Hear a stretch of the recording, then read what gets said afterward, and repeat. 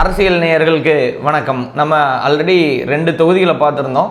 இப்போ தேர்தல் அரசியலாக நிர்ணயிக்கப்பட்ட 3வது தொகுதி எது அப்படின்னு கேட்டிங்கன்னா திருத்தணி. இது பொதுவாக ஒரு ஆந்திராவுக்கு பக்கத்தில் நெருக்கமாக இருக்கக்கூடிய தொகுதி.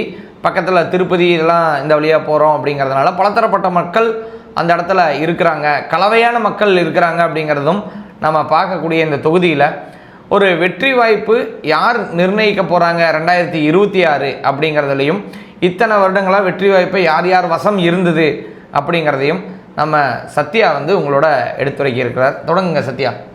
நேயர்கள் அனைவருக்கும் வணக்கம். 2021 திருத்தணி தொகுதி கடந்த முறை பார்த்தீங்கன்னா கடந்த தேர்தலில் திமுக வெற்றி பெற்றிருக்குது. இப்போ அவங்க தான் கரண்ட் எம்எல்ஏ. அதனால் அவங்களுடைய பலம் கொஞ்சம் அதிகமாக இருக்கும் இந்த தேர்தலில்.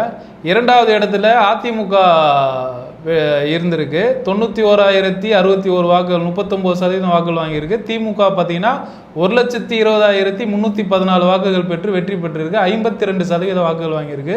3ஆம் இடத்துல பார்த்தீங்கன்னா அகிலான்ற கேண்டிடேட் 12,000 வாக்குகள் பெற்று 5.2% நாம் தமிழர் வாங்கியிருக்காங்க.